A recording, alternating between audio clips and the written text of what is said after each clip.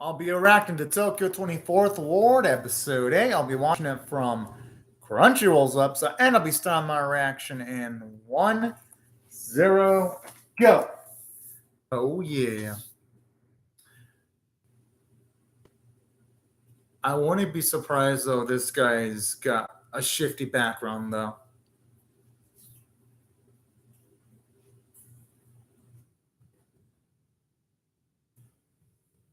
I already figured the way he's just saying I'm an acquaintance. I don't think that can be set up so easily, though. That's my guess. Yeah, that's exactly what I'm thinking.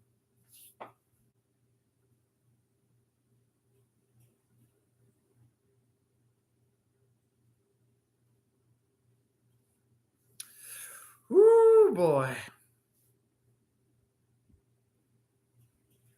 You know, this guy sounds like Archer's voice actor from the Fates Stay Night Limits and Blair Witch series. Well, the Fates Night series, anyway.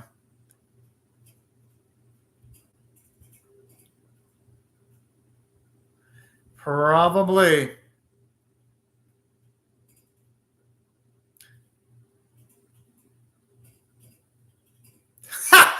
That's when he said, "I'm just an acquaintance." I'm like, bullshit. It's more than just an acquaintance. Acquaintance at this point.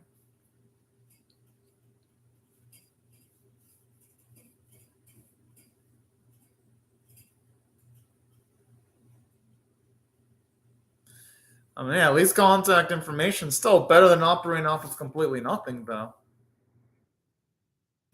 Yo, this fucking opening, though. The opening is just a banger. Yes! And even like the logo work. Oh, the series is just so damn good too.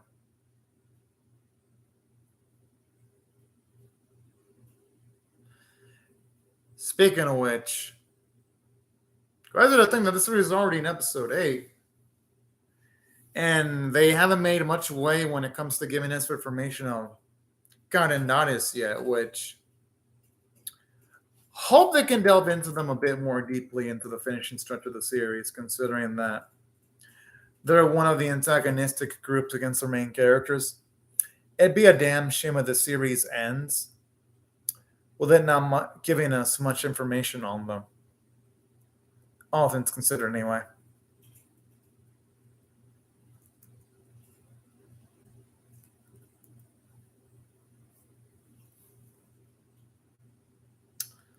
Speaking of which, it really does make me wonder what are going to be the circumstances regarding the death of Koiki's mother, though. That's the only thing they haven't really delved into deeply yet.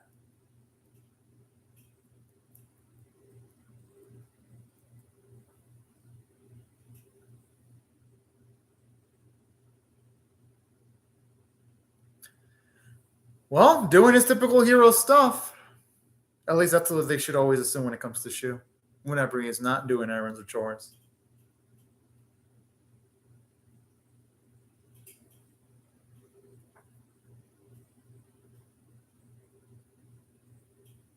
Hmm.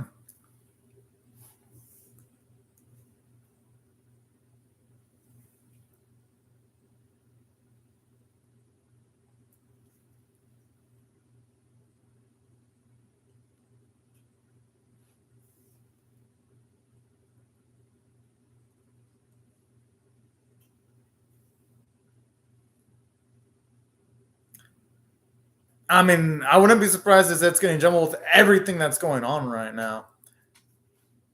I mean, anyone in his spot would probably feel massive amounts of emotional distress, all things considered.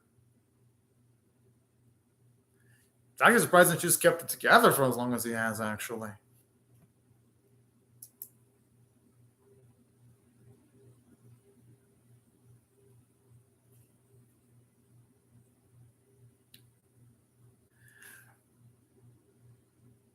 Well, then, looks like shit's about to go south pretty damn soon.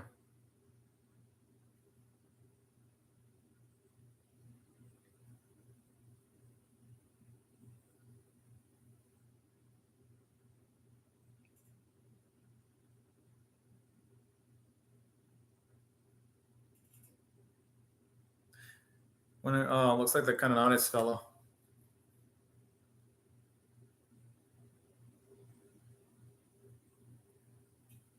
Damn!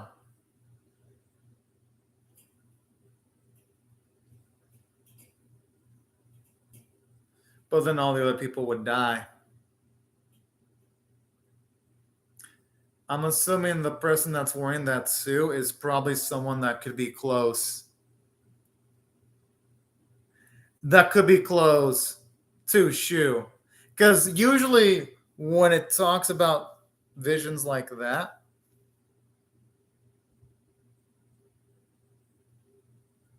well, maybe there's more to kind of honest than meets the eye. Or who knows? Could be that Cardenas could have like maybe some relative or copycat that looks like him. That's actually a good fellow. I mean, the series hasn't really delved deeply into Cardenas yet, so it's only thing you can really do is just guess at this point.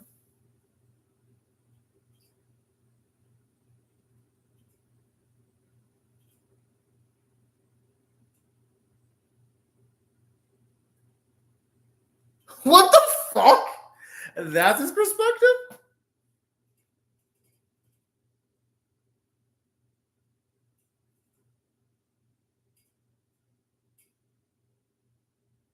Oh.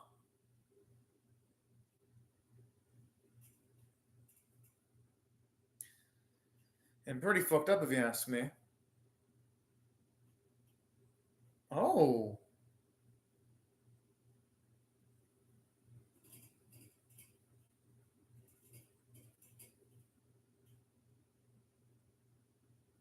Okay, at least now we know why he did it. So at the earliest in the roundabout way Boost ran. Even though the way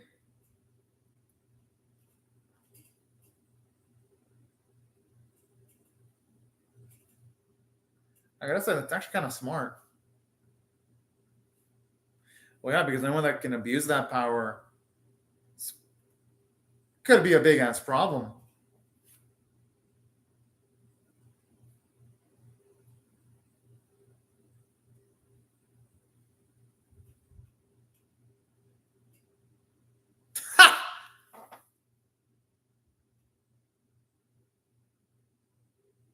Oh,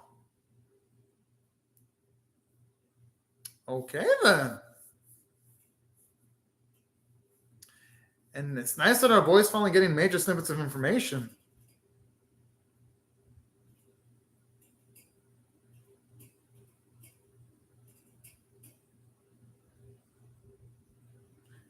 And then, as he plan on doing that, they'd have to probably sneak into a facility in order to do that.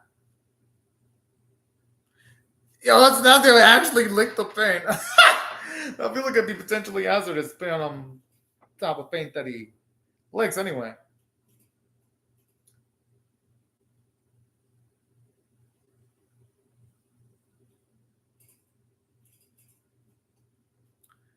Damn, that is yo. If he wasn't involved in the business of doing artwork, he could have legitimately been a basketball player with that type of aim he's got. My goodness.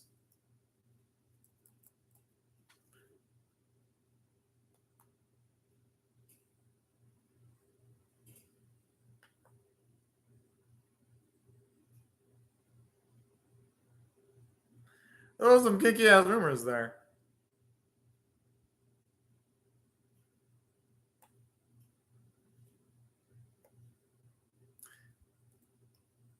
Yeah, she may be an idiot, but she was her idiot though, and the way she said that she did it. She said it pretty endearingly too, as if there was love behind it.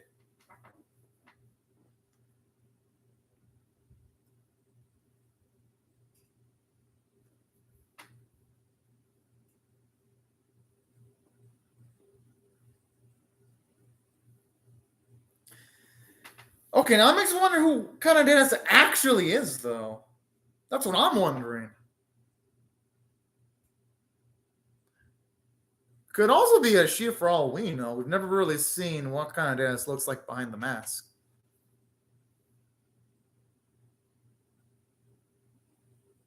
And that's actually the smartest choice.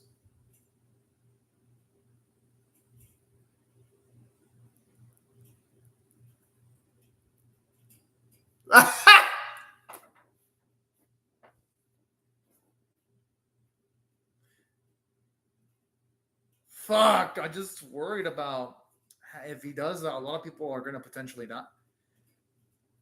Yo! I mean, I guess there was that possibility with him not picking up the phone. Hmm.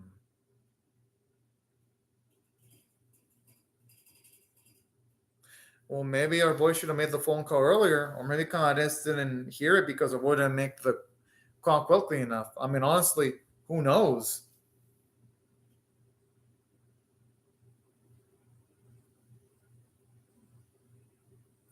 The thing is, though, in life, you sometimes do have to compromise, though. Because in rescue situations, you might have a limited amount of resources and you got to pick and choose one solution, even though it might not be the solution you necessarily want.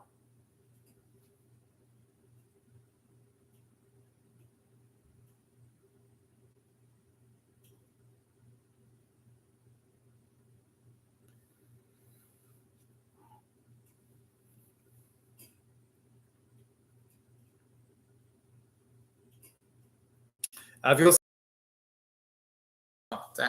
tough task to not have any pneumonia, all things considered.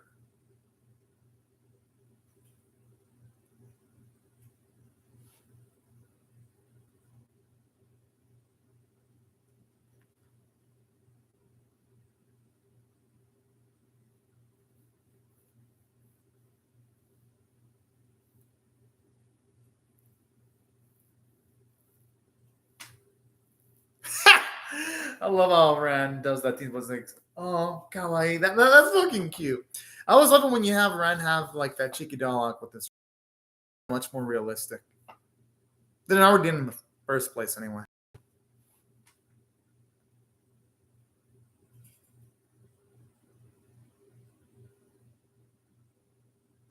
Hmm.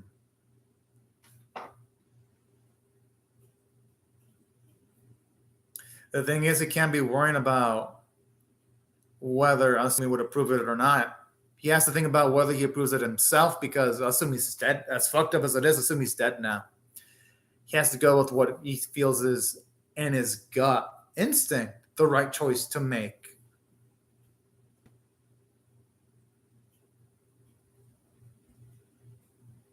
Shit, I'd be worried about one of those lightning strikes hitting our boy's body at this rate.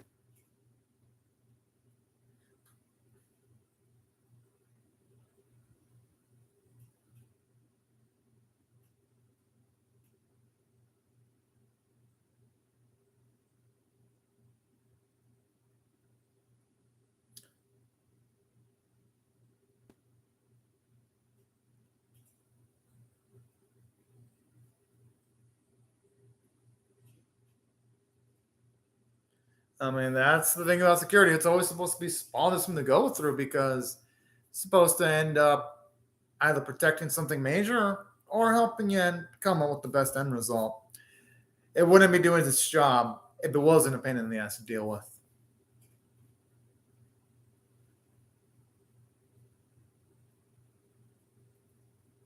I was loving animation whenever they portray characters in cyberspace. They always have like either bluish animation or cubes like this. It always makes it look engaging.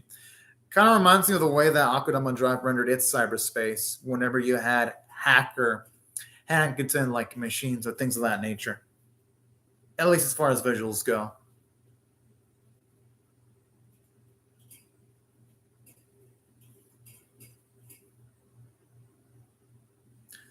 Yo, and I really want to know what he saw.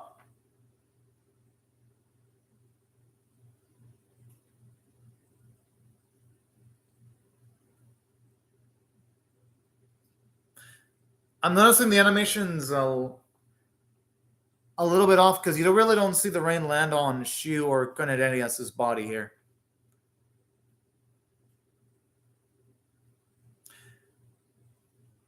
And then you see him run through all these objects that should be hitting Shu's body, but none of it's hitting his body at all.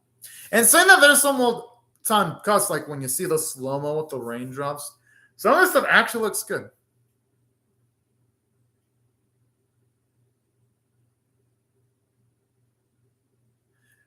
Yo, what the fuck?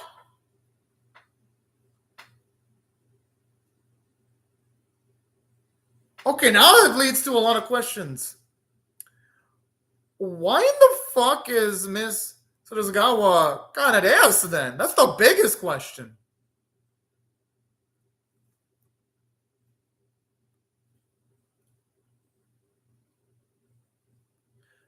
Oh.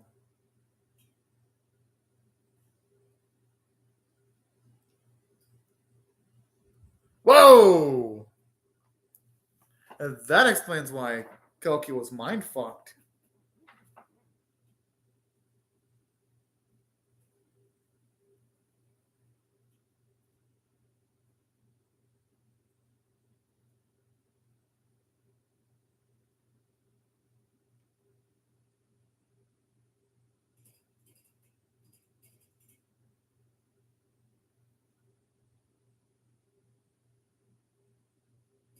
Huh.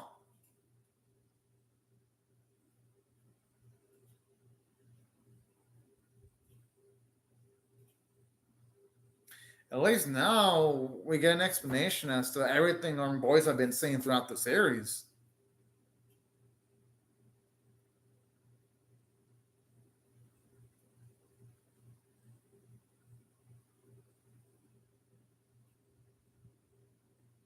So that means in a way she's still alive then. This actually confirms that she's theory of the Asuma being right to an extent is actually true. Yeah, I mean, not in the flesh, but that still counts as life.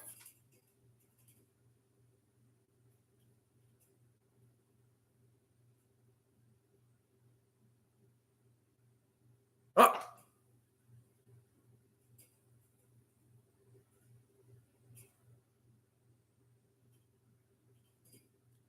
I mean, yeah, I mean, shit.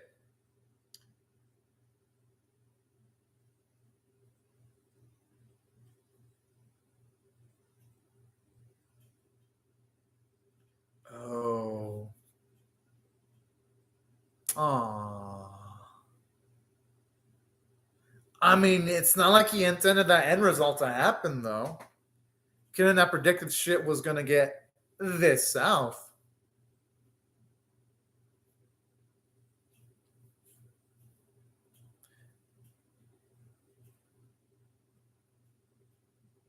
Was that really for the best, though?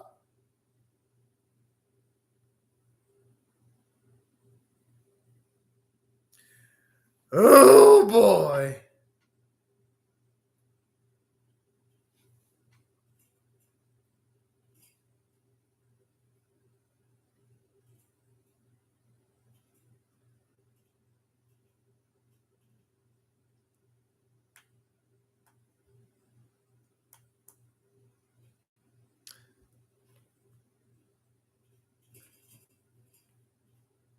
Oh fuck! I'm scared that that's gonna fall on top of our boy. Oh man, I just love how tense this whole episode's been so far.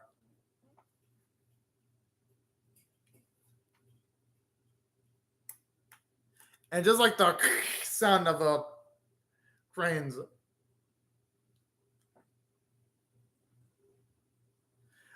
I mean, the thing is, she wasn't privy to information, though. I mean, how is he going to be able to predict this is going to happen? I'm just saying.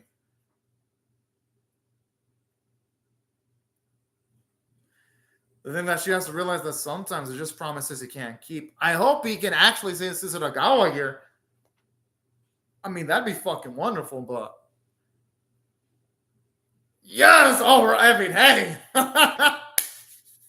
finally, he actually ended up with an end result that was different from the other predictions. Wait,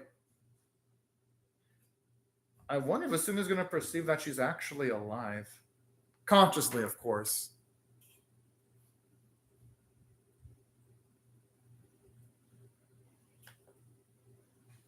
Oh, whoa, what the fuck?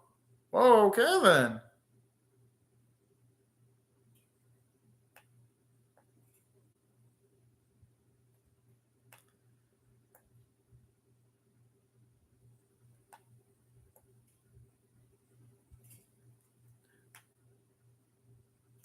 But I wonder in what way would she want help? Oh. Kind of like it feels like a thriller movie with him running away from everything falling apart. How was it debris doing damage to his body though? I mean, I understand his body's in his hands, but there should be some limits though to the amount of damage that his body could take.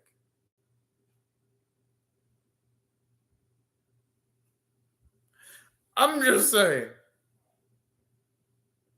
But then I guess the series wasn't really a stickler to like the laws of physics though. If we're even going off with the first episode.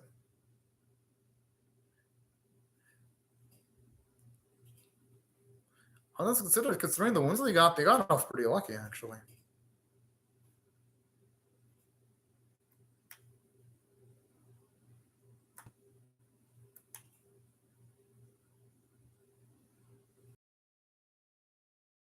I'd still say he's a hero regardless because he at least at the very least.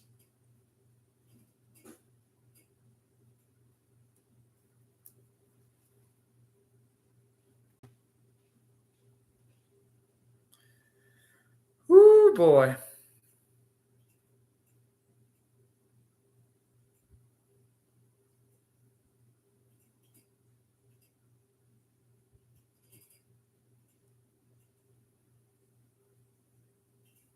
Oh.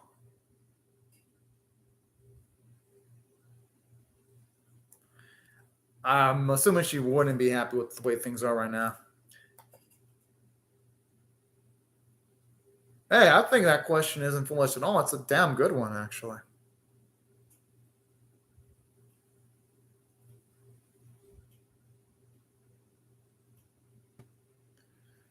Oh, shit. Okay, shit's getting really damn spicy now.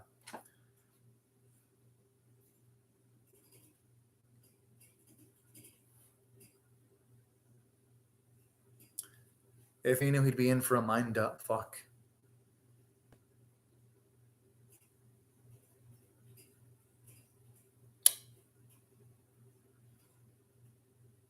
Oh, is this a new AD?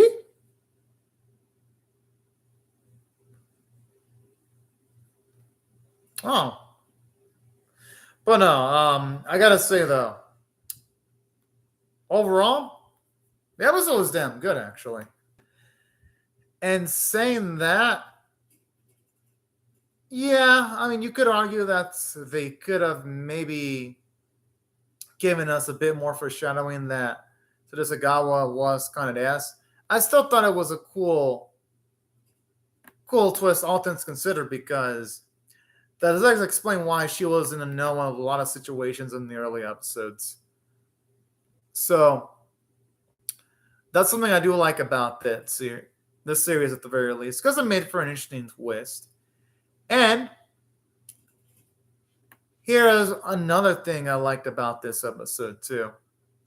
I do like the fact that at the very least the Kane system is in danger, because at the very least it's going to put Ran and Gaki in direct confrontation with each other. So I do love this shit now, because it's going to put our main characters up against each other. And it's going to make the next few episodes really damn fun. So I love all the build up in the episode. I thought it was damn good. And speaking of which, something else that I also really liked about this episode too is just a random jack too. Like when Rand's mentor was just eating fucking pain, I'm like, what the fuck? So even some of the stuff in this episode was just hilarious as fuck. But then again, there is a like unleaded paint, so he could have been just eating that. But still, though, even if the paint were unleaded, I'd still be creeped the fuck out eating any form of paint, even if it was unleaded. But yeah, that type of other stuff, over the top stuff, really makes the episode enjoyable. I'd say the only things that broke immersion a bit in the episode was when you had all these massive amounts of debris just flying all over the place. And during all this, I was kind of wondering, shouldn't this debris be hitting our boy Shu? That was the only time where I thought it was a little bit out of place, because you had all this debris too going towards this direction when he was jumping with Tadasagawa while carrying her, and it's like, come on now. We're not going to see our boy grunt or react to pain with all this debris hitting his body. It kind of makes the series feel a little less realistic when it does stuff like that. And it kind of had those moments in some of the earlier episodes too, like in episode 1 when you had Mariah's foot stuck on the train track for like no explicable reason. Sometimes you have this series have like these falls and logics on occasions, kind of kill a little bit of the immersion. I would have loved to have seen our boy react to pain as he's jumping through all this debris, just for like a little bit more sense of realism and some more grit into the animation. But aside from that, though, the episode was mostly interesting from a writing standpoint, and I did like the Sudasagawa twist. Then, aside from that, something else that I also really liked about this episode was also the fact that the episode also had some sweet character moments. It was nice finally get to see Sudasagawa put into the forefront and actually be given more importance here, because I was like, all right, it's about damn time we find out that she was kind of deaf and that she was just there just for some eye candy. So that was pretty cool. And I love the character development for Koki, where he's willing to take on the kind of dance mantle in order to cover up a few more things about the Kane system, which is going to really make me curious when it comes to Ram, because now he's going to be going up against Koki in a runabout way. So, and that's why I love the character development with Ram too. It's nice to see that he's going to have a bit of urgency now. I love his mentor, seeing as how shady this fuck is. His mentor definitely has some shifty ass intentions, and it makes the mentor character interesting too. So that's where I also got to give the episode credit. And on top of all that, I gotta say, it was really nice getting to see our boy Shu's desperation and saving Kanades and everyone. That was actually nice, and it does fit in with this characterization, wanting to rescue everyone. So that's what I thought. The character writing was pretty consistent. And I almost forgot to mention, but it tells you a lot about Tsutsudagawa, where she was willing to sacrifice herself for the sake of other people to get things done. I thought that was actually a sweet bit too. And aside from that, voice acting was great. And while, yes, the animation could have been better in a few instances, I would have loved to have seen Shu react to pain when objects were hitting his body. And I would have loved to have seen Rain actually collide with the bodies and make the clean more moist. For the most part, the animation was consistent. And that's why if I had to rate this episode overall on a scale of 1 to 10, with 1 being abysmal, 5 being average, and 10 being exceptional, I'm going to give this episode straight up a 7.5 out of 10. I thought it was a bit above average, yeah. Could have been a bit more logically coherent with maybe more objects hitting Shu's body as he's doing that jump. More build up to the fact that all this time Kanades was Tsutsudagawa would have probably been nice too, considering it is a big revelation. Not to say there wasn't any foreshadowing, there, I guess you could say in a roundabout way there was. But it would have been nice regardless, though. And yeah, aside from that, that's probably like my only issue with the episode, because for the most part, everything else in the episode was pretty dang nice. And yeah, these are pretty much my thoughts on the episode. I thought it was a lot of fun, and I'm definitely excited to see what they're going to do next week. But anyways, y'all, these are my thoughts on the episode. I'd really love to hear your thoughts on how I feel about my reaction or the episode itself in the comment section below. Hope y'all rate the bit, share it, comment, subscribe, and I'll see y'all later if you come back for more. But anyways, y'all, thank you very much for watching my video, and I hope you have a fun, great, safe, and fantastic day, everyone. Bye-bye.